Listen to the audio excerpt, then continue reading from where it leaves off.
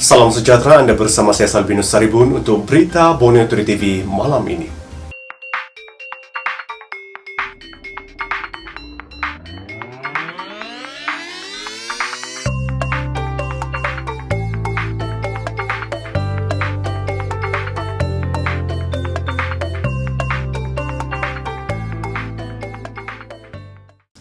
Adun Kuamut Datu Masyong Bana menegaskan beliau masih bersama Parti Warisan Sabah.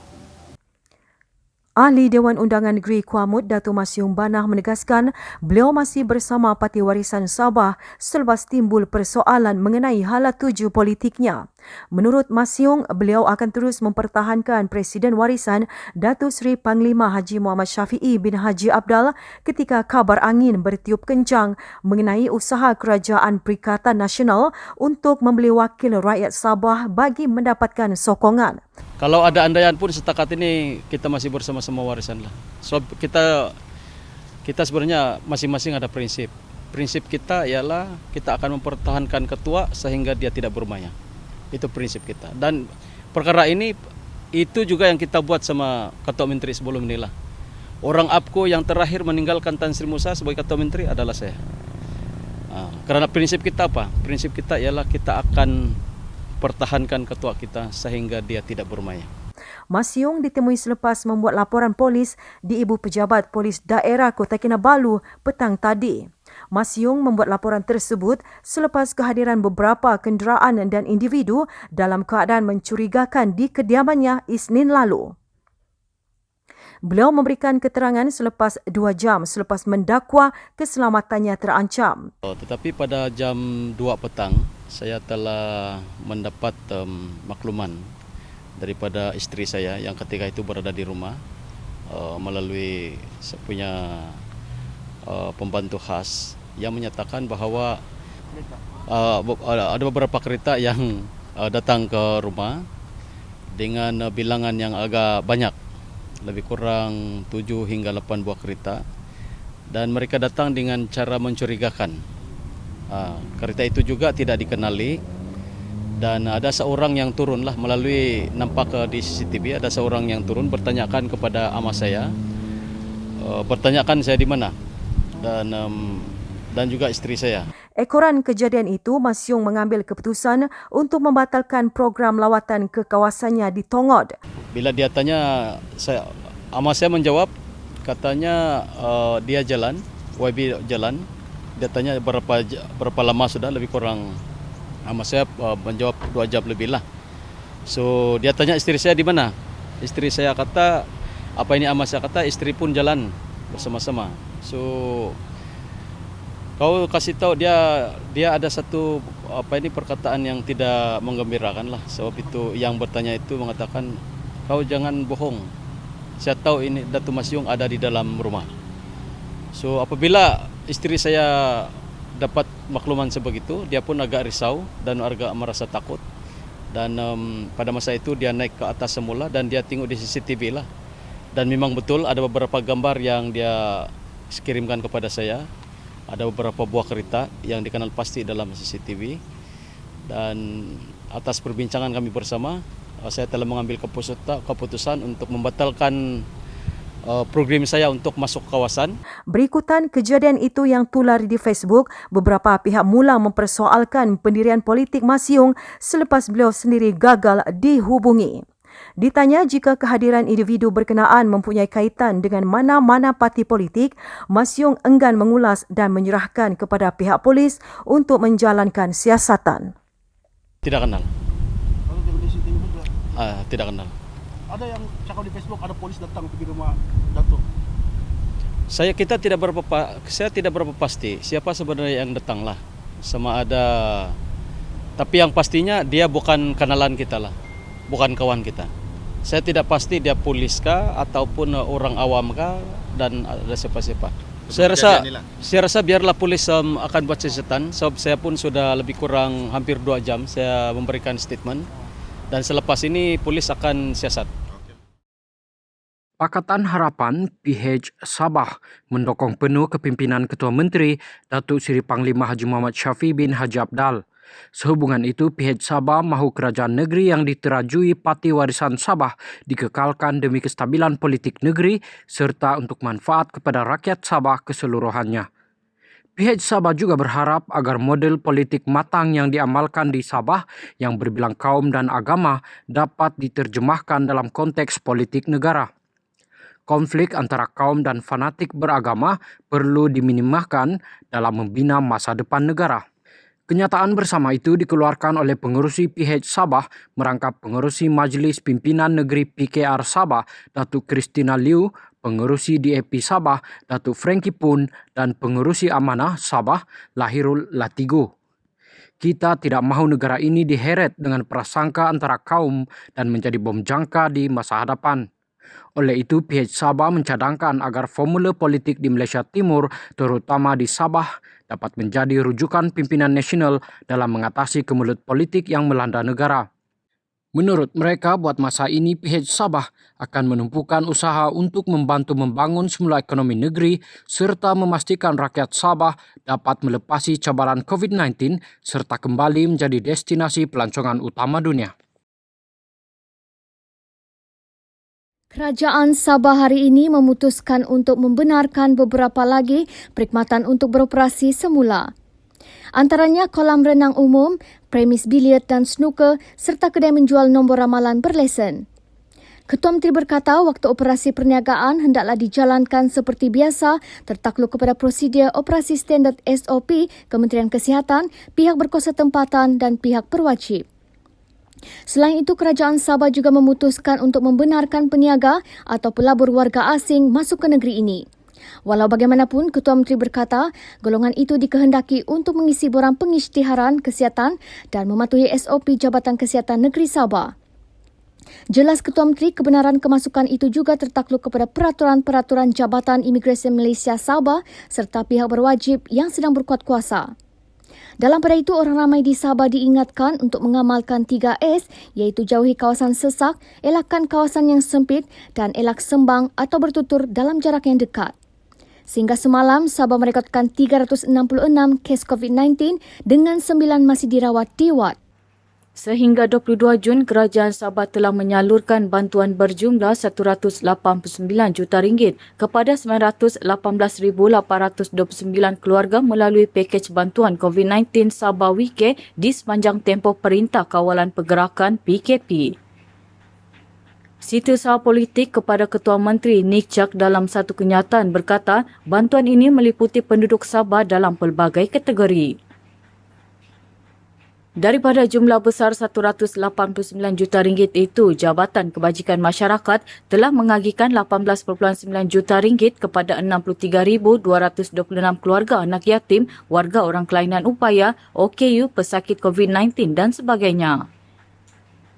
Kementerian Pertanian dan Industri Makanan pula telah mengagihkan RM31.2 juta kepada 104,015 keluarga, petani, nelayan, pengusaha kecil getah dan pengusaha kecil kelapa sawit.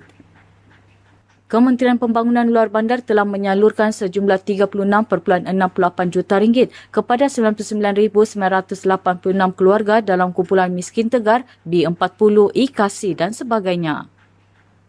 Bantuan berjumlah RM1.015 juta sudah dibayar kepada 3,386 pemandu teksi, pemandu bas dan pemandu lori. Manakala Jabatan Hal Ehwal Wanita telah membantu 1,969 ibu tunggal dengan peruntukan berjumlah RM590,700. Manakala sejumlah 1,351 pemandu pelancong telah menerima RM405,300 daripada Kementerian Pelancongan, Kebudayaan dan Alam Sekitar. Bagi kategori penjajah, pengusaha tapak pasar malam, pemilik food truck dan lain-lain, Kementerian Kerajaan Tempatan dan Perumahan telah membelanjakan RM2.66 juta untuk membantu 13,328 orang. Tambahan sebanyak RM463,200 telah disalurkan oleh Dewan Bandaraya Kota Kinabalu di BKK bagi membantu 2,316 orang. Kerajaan tidak melupakan rakyat Sabah yang berada di perantauan. Sejumlah 38.78 juta ringgit telah dibelanjakan untuk membantu 134,318 rakyat Sabah yang bekerja atau melanjutkan pelajaran di Semenanjung Malaysia. Nick berkata selain bantuan langsung, sejumlah wang yang besar turut digunakan untuk perolehan peralatan bagi tujuan mengawal penularan wabak COVID-19. Kerajaan Sabah mengambil inisiatif mendapatkan sendiri kit ujian COVID-19 daripada negara jiran dengan kos sebanyak hampir RM700,000 termasuk kos sewa penerbangan kargo khas Air Asia. 10.1 juta ringgit digunakan untuk membeli pelitup muka dan cecair pembasmi kuman yang sedang diagihkan secara percuma di seluruh Sabah. Kerajaan Sabah turut membelanjakan 23.65 juta ringgit untuk membantu petugas barisan hadapan seperti wartawan, anggota rela, kastam, Eskom, imigresen dan polis. Kesemua bantuan itu berjaya disalurkan meskipun tiada pangkalan data bagi bantuan sebesar ini. Sehubungan itu, kerajaan terpaksa bermula daripada proses pendaftaran, semak silang sehinggalah kepada proses pengagihan. Pelancaran Pelan Strategik 2020 hingga 2022 Kementerian Kesihatan dan Kesejahteraan Rakyat hari ini membuktikan kesungguhan kerajaan Sabah untuk menambah baik perkhidmatan kebajikan dan sosial rakyat di negeri ini. Menteri Kesihatan dan Kesejahteraan Rakyat Datuk Frankie pun berkata pelan strategik itu akan membantu meningkatkan lagi sistem penyampaian kementerian dan agensi di bawahnya bagi memenuhi ekspektasi rakyat yang semakin tinggi. Pelan strategik itu mengandungi 4 teras, 15 strategi dan 36 program yang akan menjadi panduan bagi kementeriannya merealisasikan dan mencapai hala tuju sebagai peneraju pembangunan masyarakat sihat dan sejahtera menjelang 2023. Menurutnya, melalui proses digitalisasi yang dilakukan ini, proses permohonan bantuan kebajikan tidak perlu lagi mengambil masa 21 hari untuk mengetahui status permohonan, sebaliknya dalam tempoh beberapa jam atau kurang daripada itu. Dulu kita bilang 21 hari apabila kita mau memohon bantuan dari kebajikan kan. So now we are even reducing it to almost immediate. Kita apabila kamu memohon, kamu boleh dapatkan tidak dapat. Kita punya itu apa yang kita memohon itu saja. Kalau kita punya dokumen yang lengkap, kenapa tak boleh? We can tell the answer immediately. That's the thing we want to move forward in that sense. Because time is of the essence. Time means money. Jenazah 3 anggota Tentera Laut Diraja Malaysia TLDM dari Markas Wilayah Laut 2, Pengkalan TLDM Sandakan yang maut dalam nahas jalan raya di Jalan Ranau, Tamparuli, Selasa lalu dibawa ke kampung halaman masing-masing pagi tadi. Jenazah Laskar Kelas 1 Muhammad Firdaus Mat Izan dan Laskar Kelas 1 Muhammad Arif Idris dibawa ke kampung halaman masing-masing dengan menaiki pesawat C-130H Tentera Udara Diraja Malaysia TUDM. Pesawat itu berlepas jam 9.45 pagi dari lapangan terbang Kota Kinabalu Terminal 2 ke Johor untuk membawa Allahyarham Muhammad Firdaus, 26 tahun. Penerbangan itu kemudian akan ke Melaka untuk membawa jenazah Allahyarham Muhammad Arif, 26 tahun. Jenazah telah dimandi dan dikafankan selepas bedah siasat selesai jam 2 petang di Jabatan Forensik Hospital Queen Elizabeth semalam. Terdahulu, jenazah Laskar Kanan Maslim Abdul Rahim, 35, telah dibawa menaiki helikopter TUDM EC-725 ke Semporna jam 8.05 pagi.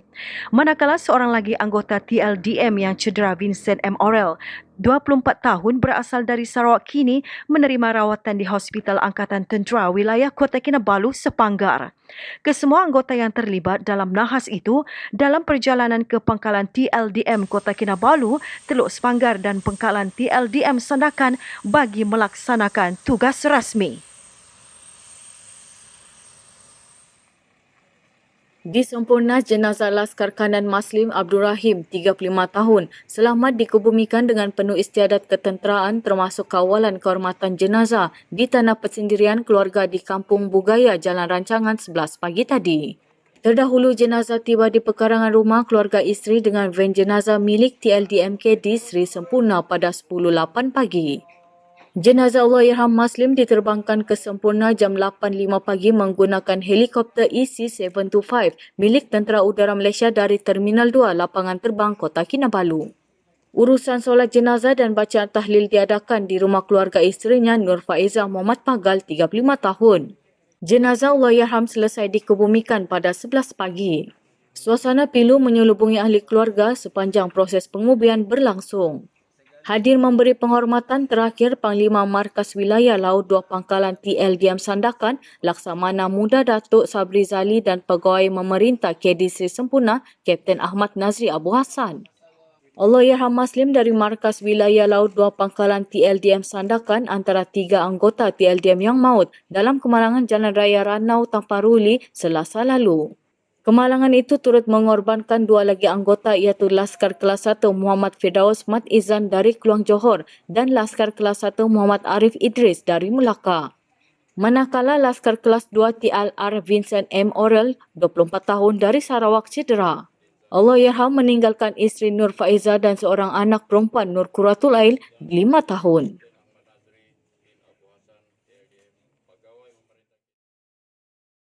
Universiti Malaysia Sabah UMS menawarkan beasiswa kepada sensasi internet Viviana Mosi bin 18 tahun yang menamatkan pengajian asasi sains di UMS untuk menyambung pengajiannya di peringkat sarjana muda di universiti yang sama. Naib Chancellor UMS Profesor Dr. Taufik Yap Yun Hin berkata, pelajar dari PITAS itu merupakan seorang pelajar yang bijak dan proaktif sepanjang pengajian asasi sains di UMS. Viviana yang berasal dari kampung Sapatalang Pitas menjadi popular apabila videonya memanjat pokok bagi mendapatkan liputan internet yang baik untuk menduduki peperiksaan akhir tular di media sosial. Suruhanjaya Komunikasi dan Multimedia Malaysia juga telah mengambil maklum dan berjanji untuk membina sebuah menara telekomunikasi baharu di kawasan berhampiran kampungnya tahun hadapan. Kisah kecekalan Viviana juga menarik perhatian isteri yang di Pertuan Negeri Sabah, Toh Puan Norlida Jasni yang juga penasihat kepada Yayasan Nur Jauhar. Yayasan itu menyumbangkan bantuan kewangan dan barangan keperluan kepada Viviana di Istana Negeri Selasa lalu. Viviana yang bercita-cita menjadi seorang guru mengucapkan terima kasih kepada semua pihak di atas bantuan itu yang pasti mendorongnya untuk mencapai kecemerlangan dalam pendidikan. Sekian berita Borneo 3 TV malam ini. Saya Salbinus Saribom.